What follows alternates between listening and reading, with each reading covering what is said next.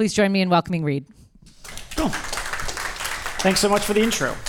And I said philosophers are dry, not that each and every philosopher is dry, which I grant you is a dry way of saying that I'm not dry, but still. So I'm going to start with a bit of a story. I had a CEO of a startup come to me back in October, and he said, we have a certain set of problems. We're selling really well, we're doing well, the business is growing, yada, yada. But of the 20 people that we are right now, only 3 are women. Someone made a sexually explicit comment the other day at work. So that's worrying. And then someone made a Jewish joke around our Jewish CFO. So that's a problem. So I feel like this is the CEO talking. We're successful in a lot of ways, but it's just a sort of ethically risky environment, and we're probably an F-bomb away from a lawsuit. In short, he wanted me to help him create an ethical organization, to mitigate the ethical risks that the organization was instantiating. And so I worked with them to figure out a strategy for doing this.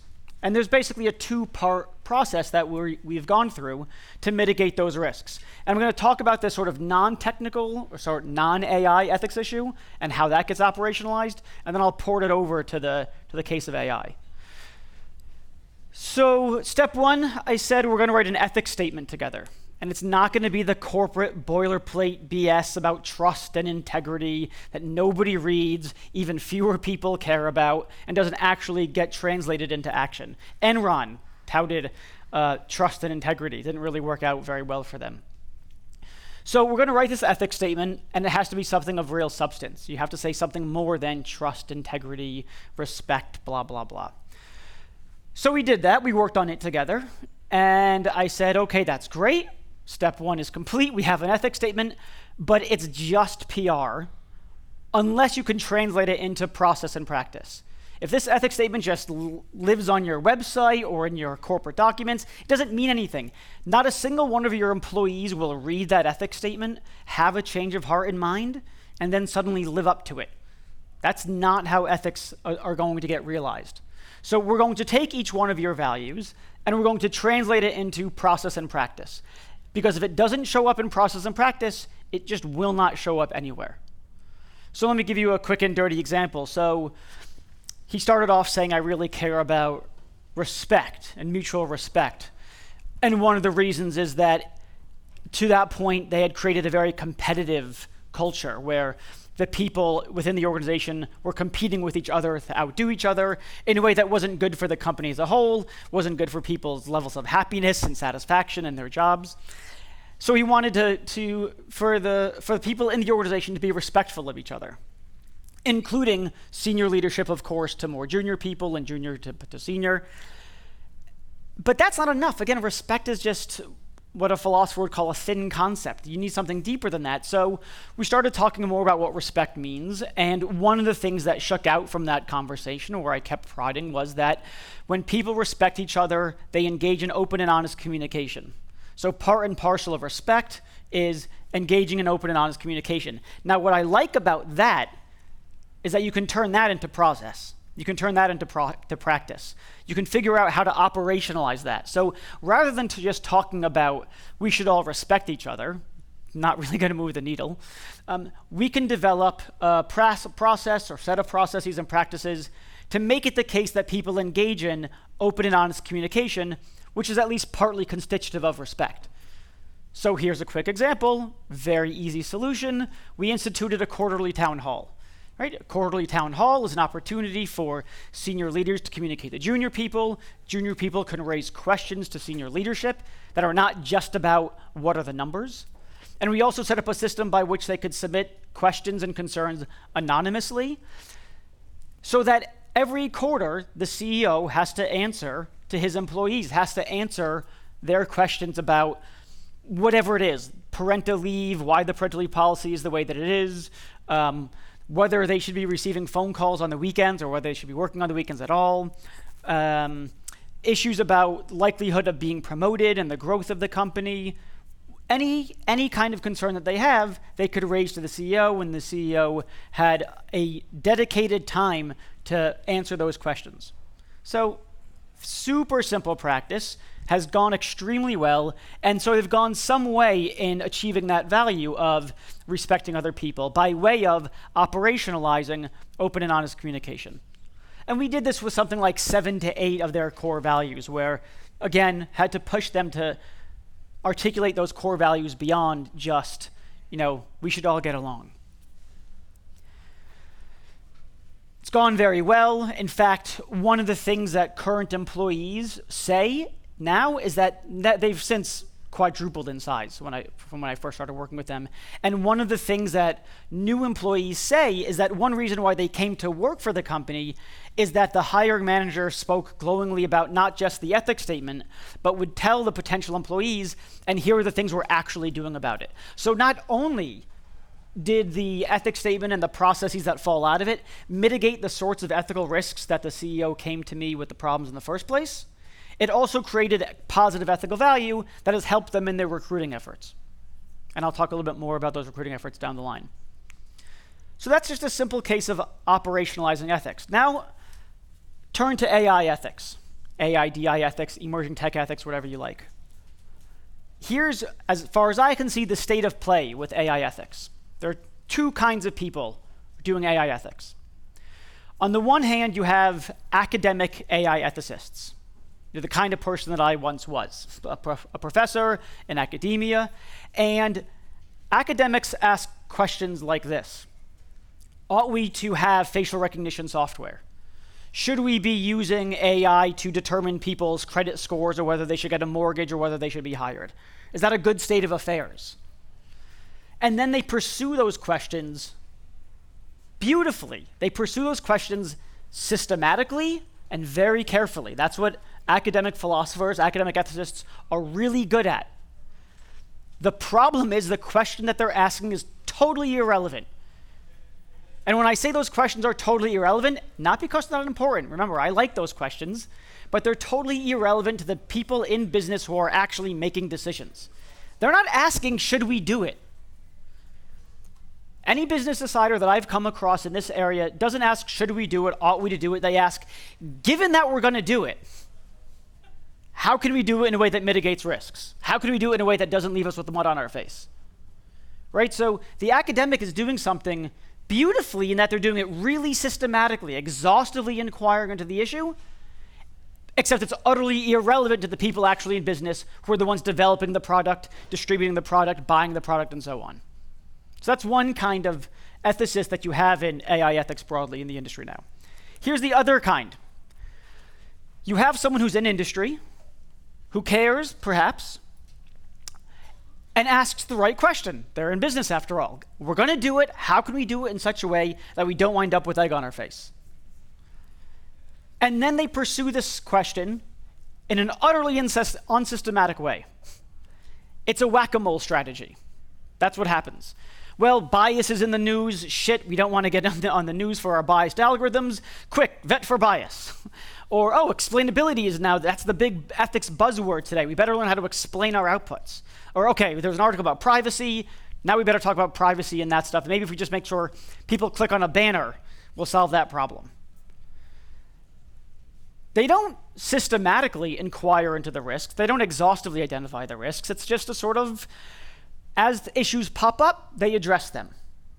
And at least the question that they're asking is relevant, but they're just not going to get the kind of robust inquiry that they need.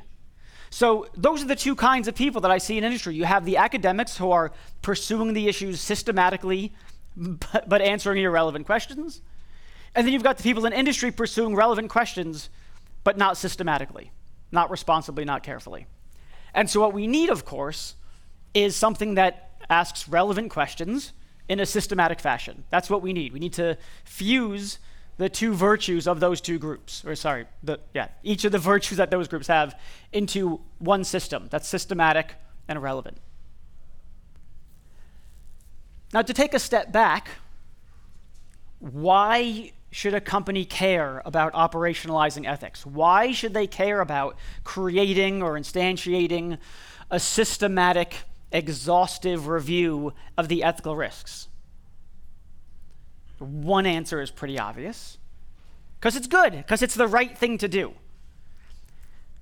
Of course, we should care about that stuff. I spent my entire career studying that stuff. But that's not going to move people. That's not going to move people in business. You can talk about AI for good. That's just not going to do the work that you need it to do. Given people's roles and responsibilities, being a good person, just not on the top of the list. I'll tell you what's on the top of the list that actually gives good bottom line reason for people to care about operationalizing ethics. It's reputational risk now. 5 years ago, 10 years ago, it didn't really matter. Not nearly as much as it does now. Now we've got millennials, we have citizens generally, but especially millennials and Gen Zers who give a shit, and they've got the power of social media. So we have hashtag delete Facebook, hashtag delete Uber, hashtag boycott Starbucks, blah, blah. You know all of them, and they're always growing. So you have consumers who are increasingly voting with their wallets, and so if companies don't want to lose the fastest growing segment of consumers, they had better speak to those concerns. Not because they intrinsically care about doing the right thing. Businesses virtually never do. But they do care about losing consumers. They do care about their bottom line. And I know that the Fortune 500 CEOs now suddenly have had a complete, change of mind, and now they care about all stakeholders. We'll see. I doubt it. One reason being that I have no idea how they're going to operationalize it, because they don't seem to have any idea how they're going to operationalize it. So we have no reason to believe that they will. Lots of reason to believe that they won't, incidentally. So if they want to maintain their consumers, then they need to understand that ethical risk is now a variety of reputational risk. What's more, if they want to retain talent, then once again, they have to care about the ethical risks, because millennials and Gen Zers especially care about the ethical soundness of their company.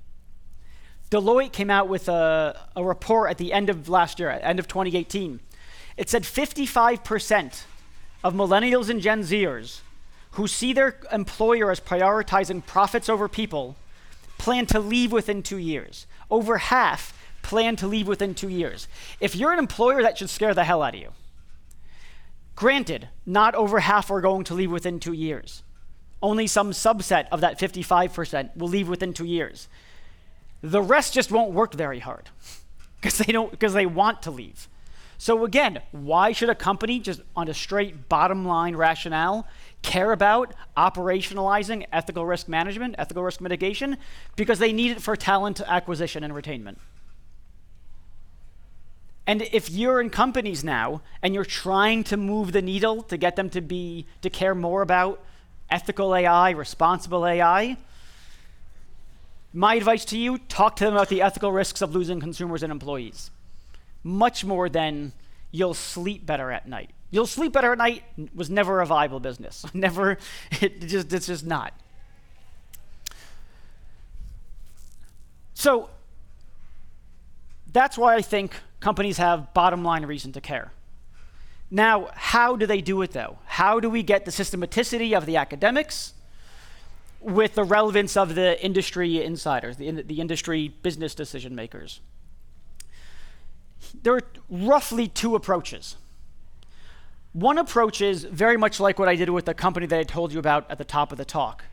You articulate a set of values, and then you figure out how to operationalize those values one by introducing various processes and practices on a company-wide basis. You might call this, changing the organization, culture change, whatever. And this is what actually a lot of people like to talk about now. We need to change the culture. Now look, this first solution, it's a good one. People should engage in it. Organizations should engage in it. But it's super slow. It's really hard. I did it, I've done this with smaller companies. Doing it with a company of 10,000, 20,000, it's a lot harder. You got to get a ton of buy-in from senior leadership and multi-year commitment. And here's the problem. The tech problems, they're happening right now. We don't have time to wait around for Google, sorry, Vin, he's not here, thankfully, to completely overhaul their organization and bury ethics into the DNA of the organization. So while I think that method of operationalizing ethics is a good thing, it can't be the only one, because it'll just come way too late. So to my mind, the best way of doing this is to incorporate an ethical risk due diligence process into product development, acquisition, and investment. If you take a due diligence process, here's what it does. It systematically identifies the ethical risks of a given product. You put it, so that way, you know what you're dealing with. Obviously, you're talking about risks that the business actually is incurring in creating that product. And by seeing what those risks are, then of course you can take certain steps at risk mitigation. And then the crucial question is, where do you place it? Where do you place that one process, that due diligence process, in operational workflow? Where does it go in the joints of the organization? The most effective and the cheapest way is to just put it at the concept phase, right?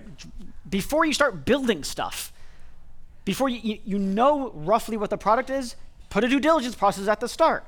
Not just how can we do it, but okay, in doing this thing, what are the kinds of ethical risks we're likely to come across? And given that, what are the features that we want to have as part of this product so that those ethical risks get mitigated? Really, really cheap to do. It's very easy to change fictional products. Very easy. Much harder to change products that you've already spent millions of dollars developing, training people on, rolling out, yada, yada. That's a much harder product to change. So take a due diligence process, put it at the concept phase, ideally. You should also put that due diligence process later on. Say you're halfway done developing the product. Check in again. All right. So look, we identify these ethical risks at the concept phase. Now we've gone some large way in developing this product. Have we actually done the things that we said we were going to do when we set out trying to identify and mitigate these risks? Or did we just get lost in all the engineering problems? So you need to put the due diligence process again to make sure that you've actually carried through on the things you said you were going to do early on. You also need, separate from the due diligence process, an impact assessment team, right? So a due diligence process is, if it's any good, number one, it's got to be a good due diligence process, and you have to have the right people doing it. But let's suppose you've already got that in place. It's never going to be perfect. Right? The most robust due diligence process can still miss things. And so you need some impact assessment to say, okay, what's the actual impact of the product that we have? Did we successfully mitigate those risks? Are there other kinds of risks popping up that we hadn't anticipated? And then of course you need a feedback loop so that the findings of that team go back to the developers and the people who originally performed the ethical risk due diligence so that you can update that product with V2 and mitigate those risks again. This is something that can be done today. It's not, in principle, it's not that difficult.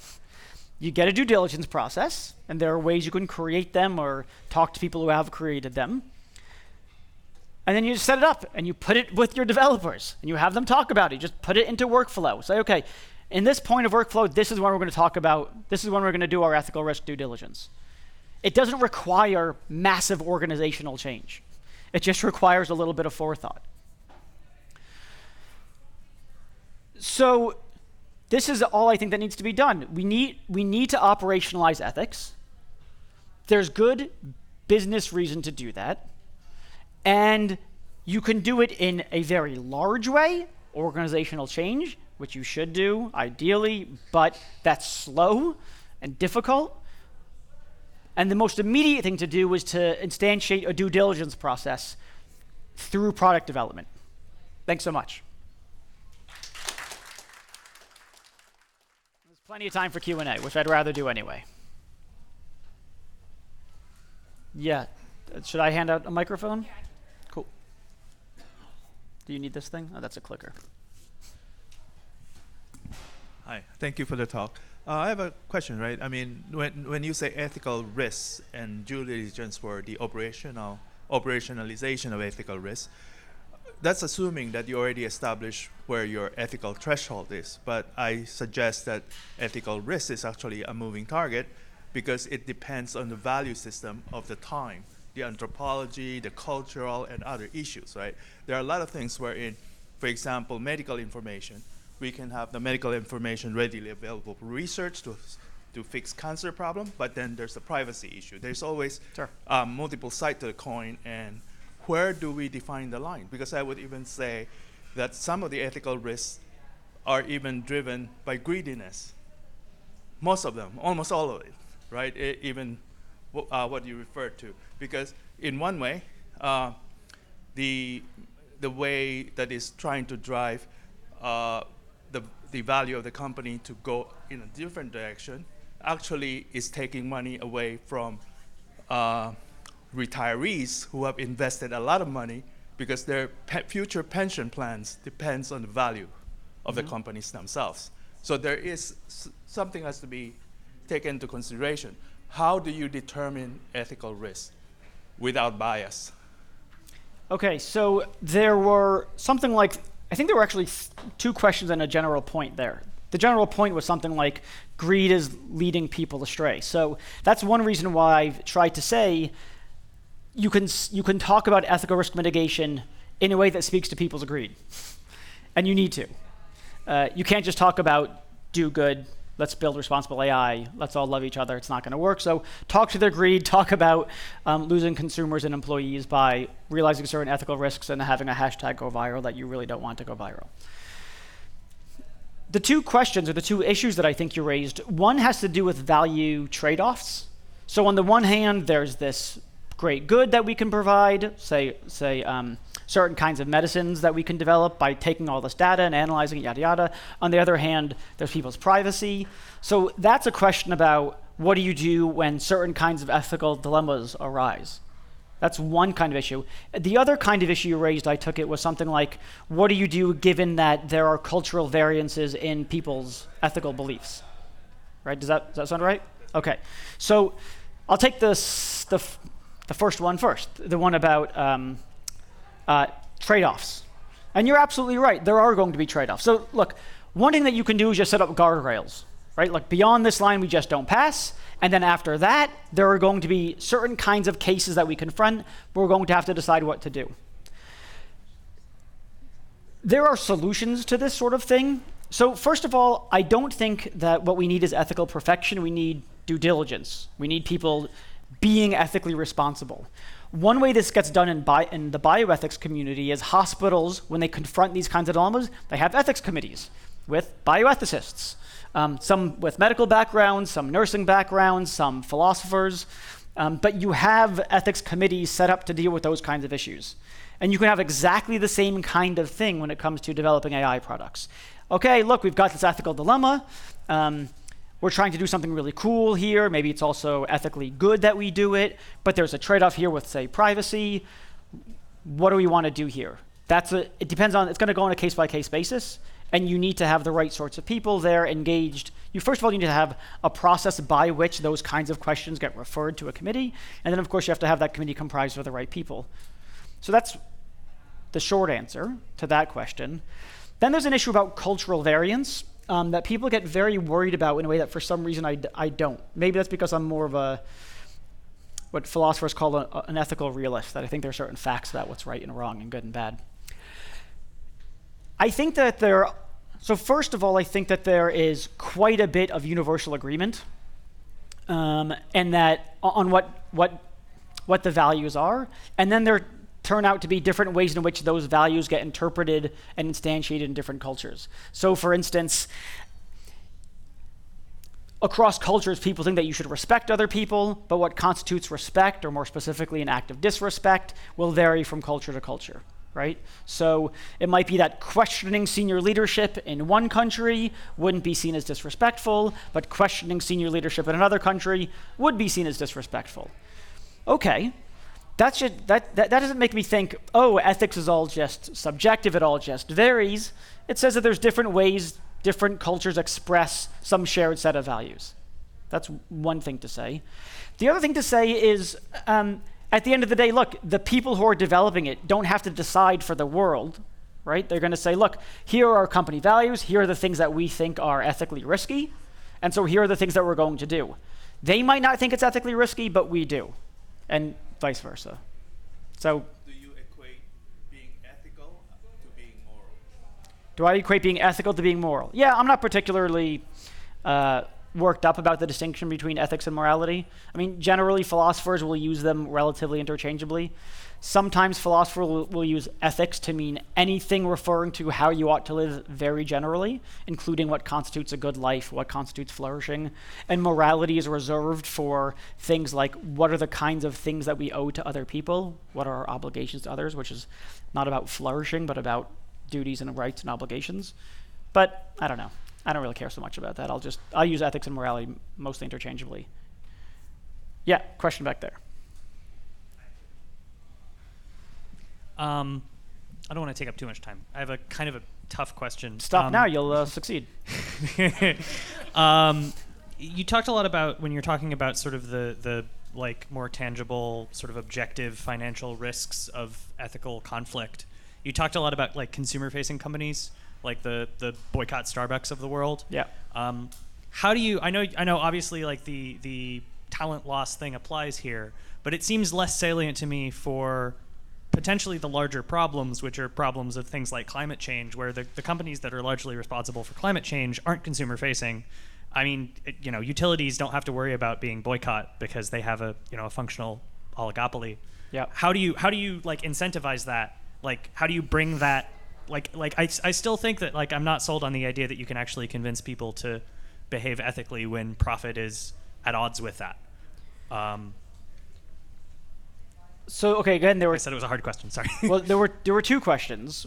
One was, can you get people to act ethically when it's not and when it doesn't serve their profit motive? And then that's the second thing I think you said. And the first thing you said was, I took it. At least I thought this is what you were saying at first. How do we get businesses that are B2B, who aren't consumer facing, care about this stuff? The second idea. So sort of an instantiation of the second idea. Yeah, okay, I can see that. So look, you can't always, right? I mean, that's the obvious answer. How can we always in a systematic way get companies to act ethically when it doesn't serve their profit in a systematic way? You can't. I don't think you can. I mean, I suppose some people are more optimistic than I am and they believe in the power of change and we can really blah, blah. I'm not. So I think we can do the best that we can, where we actually have the opportunity to make an impact. And I don't think that acting ethically is diametrically opposed to the profit motive. I think that in lots of cases, and I think this is a fairly recent development because of the social concerns of a younger generation and the power of social media. I think those two things combined have changed the game in a lot of ways to give us a way of moving businesses to be more ethical. But it's not a cure-all. There's going to be, to your point, lots of B2B businesses who don't care about consumers. It's not going to affect them. And they'll find enough employees. Yeah, they won't get some set of employees who won't work for their evil institution, but they'll find other ones that will. So no, there's no cure-all. Is my pessimistic answer? Is there a cure at all? Well, it's not whether there's a cure, it's whether there are multiple things that we can do. So yeah, you can push them through Twitter and Facebook, social media generally, Glassdoor, whatever. You can push for government regulations. You can activate the engineers as much as you can to make sure that they try not to work for companies with ethically problematic ends, or at least those who pursue ethically problematic means to ethically neutral ends. There's not one solution. I'm pointing out that there is now a new tactic, or a new strategy rather, that we can implement, given that businesses now have a bottom line reason to care about not ethically screwing up. But it's not going to solve all the problems. There's no way. There's no silver bullet. Yeah. Can you just yeah. Oh, okay. Yeah. I guess. So let's go with her first, then we'll go with you if that's okay.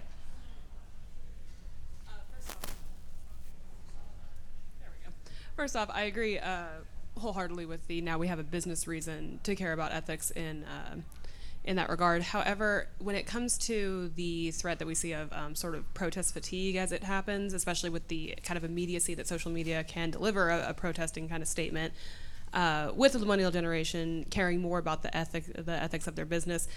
Is that a concern that to you that there could be a sort of, oh, it's just another protest, it'll kind of blow over? Is that a genuine concern for the kind of incentive we have for businesses to care about their bottom line ethically? I mean, so look, is it possible that we'll just suffer from protest fatigue and give it all up? It's possible.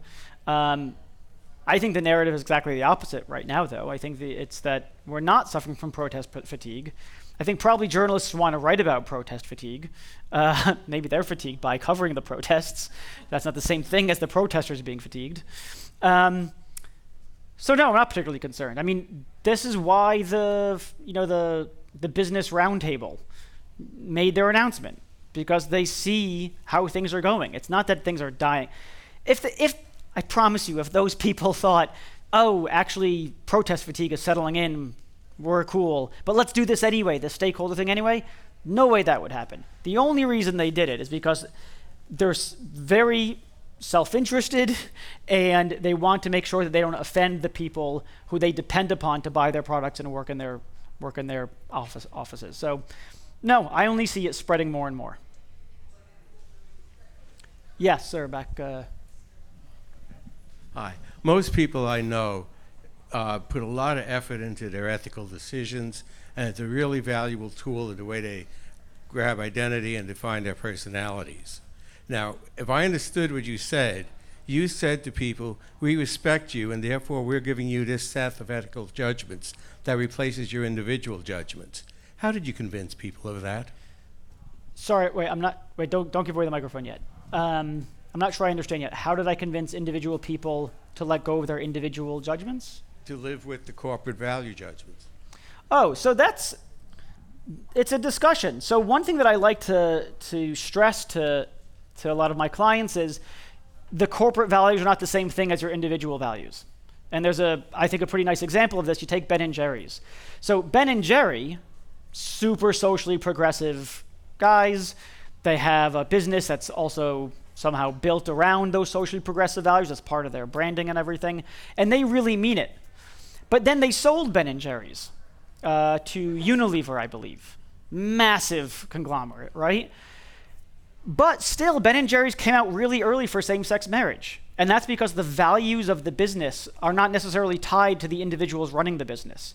The values can attach to the business. And so when I work with people about what are the values of the business, it doesn't necessarily mean what are your individual values, especially when I'm talking to co-founders or multiple members of senior leadership. It's not about what exactly are your individual values. It's what are the set of values that we can coalesce around such that those will constitute the company values. And you get everyone, you can get people on board if you do it the right way. One way to do that is to speak to people's fears. So usually what happens when you're talking about these things to companies or to founders or multiple senior leaders, when they don't agree, the basis of their disagreement is a fear that if their other person's values get realized in a certain way, then theirs won't, or that the value will get realized in a way that they find objectionable. And so it turns out that a lot of the disagreement is more about, can we come to a process or a practice that we agree on more or less reflects both of our values? Does that answer your question? I just have difficulty. If I'm sitting there as an employee and I made up my own code. Okay, if I'm sitting there as an employee and I think I know what I want, convincing me that the corporate values are being presented as something that does not override my personal values and therefore you're extending respect to me is a double message that doesn't come together well. Well, I'm not sure. Yeah, so maybe the question is slightly different than I had originally interpreted it. But look, it certainly sounds to me like someone can say, look, we're going to do the following. Here's the rationale for why we're doing it. We understand that you disagree with us, but it's entailed by our respect is our explaining to you, taking the time to explain to you why we're doing it. That seems to me an expression of respect. Saying, screw you, we're just going to do it, your values be damned, this is our company, you don't want to work here, go away. That's different, that's disrespectful. But there are ways to respectfully disagree and respectfully carry on. Yeah. move on. I'm sorry. This is super interesting. Come and find me if you have any You questions. can come find Reid at the break.